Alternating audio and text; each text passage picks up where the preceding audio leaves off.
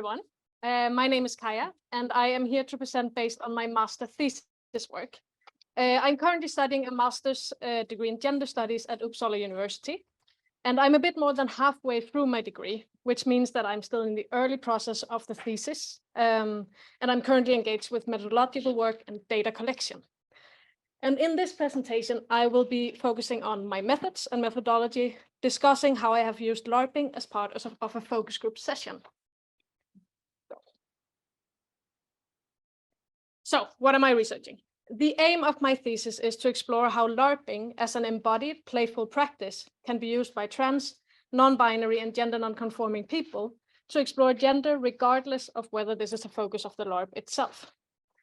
As such, I'm interested in players' experiences of and reflections on actively engaging with gender exploration in LARPs.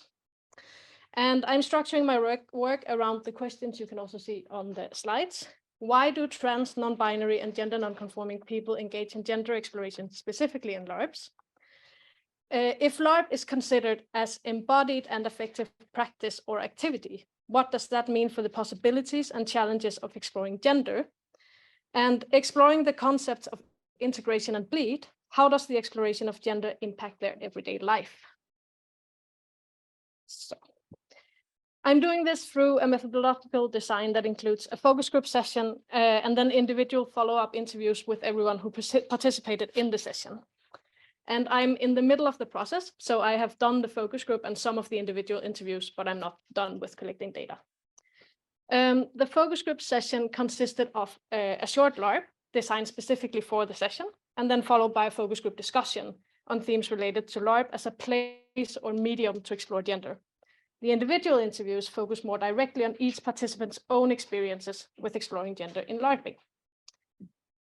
This presentation focuses specifically on the LARP I designed as part of the focus group session. And I'm going to focus on three main things: situating the design situating the design work in relation to existing literature on using design and research, the LARP design itself, and then lastly, what the aim and intentions of this research design is. There you go. So using design as part of research can be done in different ways, and I probably haven't covered like half of it reading yet, but I'm taking references that I can go into. But in what I've been working with so far, they are roughly divided into three different approaches, though the specifics differ a bit depending on what literature specifically you use. And here I'm going to use the definitions you can also see on the slide. Research of design is the study of an existing game designs in order to understand their functions or characteristics. So including game design in research of design could, for example, mean that the researcher or study participants play an existing game to learn something about the game itself.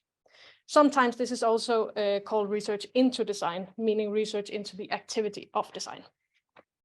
Research for design is the study of game design with the purpose of aiding further design.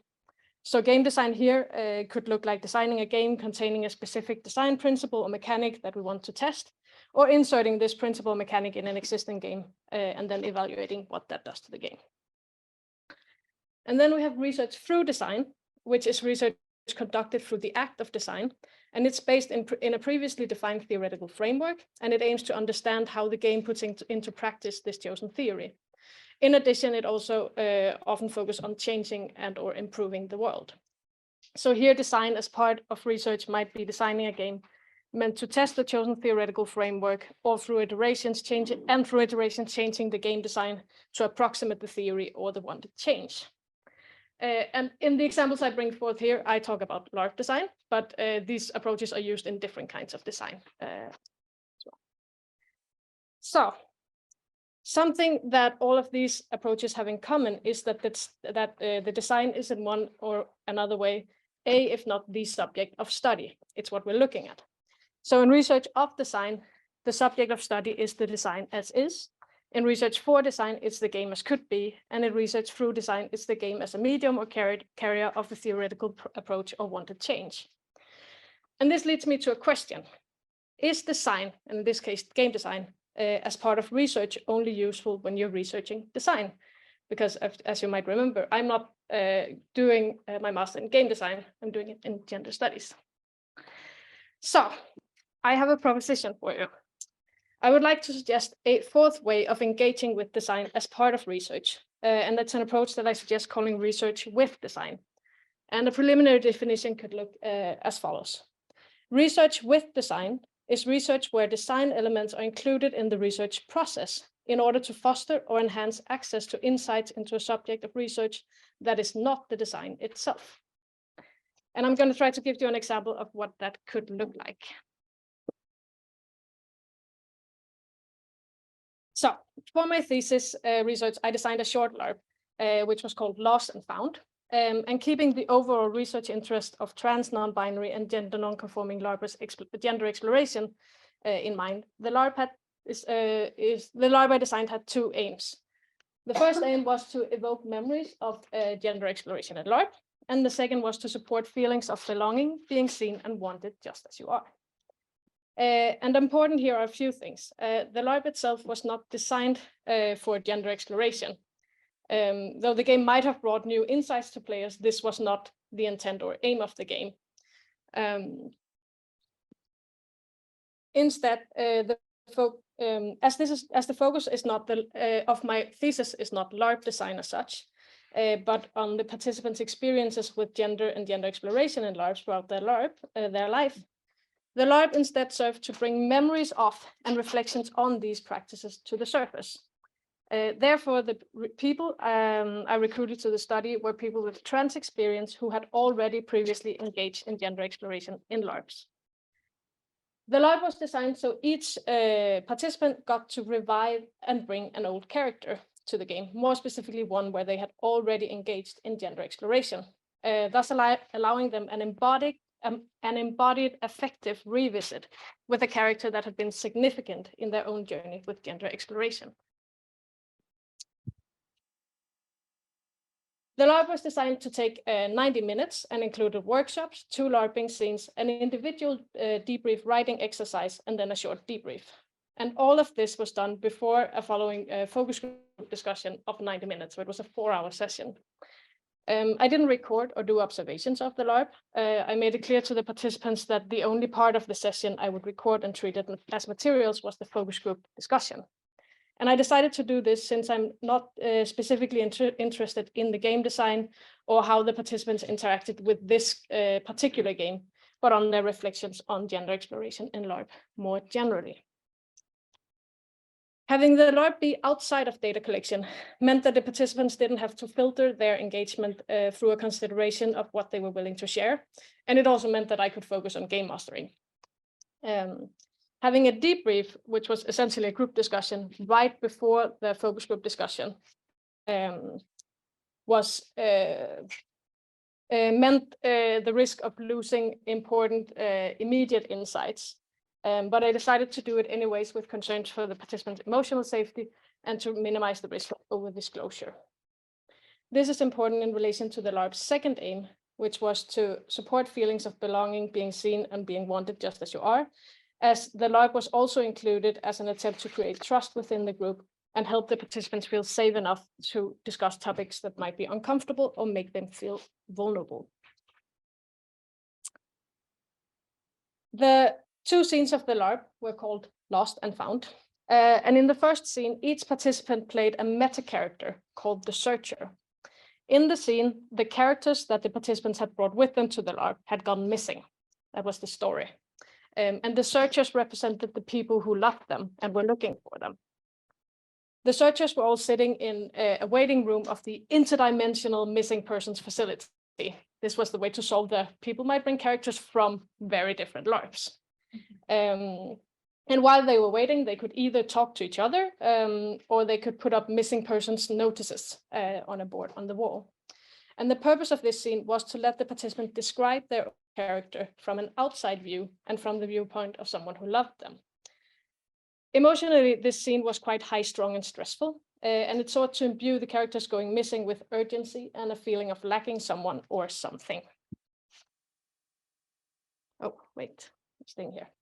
The second scene, Found, instead centered on, yes, the characters being found by the searchers. So during this scene, the participants embodied both their own old character and one of the other characters, Searcher. In practice, this played out as short two-person scenes interspersed with music. And the purpose of this scene was to allow the participants to embody the character they had brought with them, a character with which they had explored gender, and to connect this embodiment with feelings of acceptance and love. So overall, the LARP sought to give the participants space to both articulate and embody the character, as well as reconnect with emotions and memories that were present when they first played the characters, which for many of them were years earlier. And this became evident in the decisions the participants made when it came to why the character was missing, who the searcher was, and what emotions were present when they were reunited. In addition to this, it was important to me to design a game that left the participants with positive feelings of recognition and belonging, as gender exploration, whether in LARPs or elsewhere, is always a practice that comes with risks. So, returning to the research with design framework, I didn't include the LARP in the research design in order to research the LARP itself, or the played characters for that matter.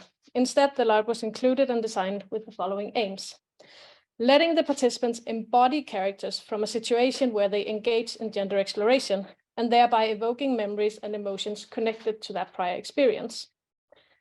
Giving the participants a common experience from which to start when moving into the interview, both as something to discuss and as an icebreaker, and working towards making the session a safer container and building trust and community amongst the participants and myself in order to make discussions of sensitive topics possible and less distressing for the participants. So as such, the design included in the research was intended to aid the knowledge creation through acknowledging embodied, affective, and community-based experiences to hold particular insights. So what you can see on the screen now is the missing person board. So it's like a big paper on which it says, "Have you seen me?" And then the participants have put up the missing person notices. These papers were made during the workshop. So instead of a classic missing person notice that would be like, how tall is this person? What color hair do they have? It held more like meta information about the character. What kind of person were they? What did they like? What did they not like? What might they be afraid of? So as mentioned in the beginning of the presentation, I'm very much in the chaotic beginning of my process. And that means that, and the scope of this project also means that I probably won't be able to offer more than tentative suggestions as to the effectiveness or usefulness of research with design as a viable methodological choice. But what I can offer so far is the impression that design, and in this case specifically LARP design, has a lot to offer, and that thinking with design in spaces where design isn't the subject of study might open up new ways to think about research design. So a few questions that I haven't addressed and hope to address later could include the usefulness of this if the study has nothing to do with design, because even though I'm not specifically studying design, I am studying people's engagement with LARP. There's also like a cost-benefit kind of discussion going on because LARP design is a lot of work, and whether this is always like when this is something that is worth putting time into is also something that could be interesting to discuss. And I also haven't gone into detail when it comes to challenges and issues this approach might bring, but I hope to discuss that further going forward. And I would love to hear your thoughts and any feedback or literature that you might have to share. Thank you.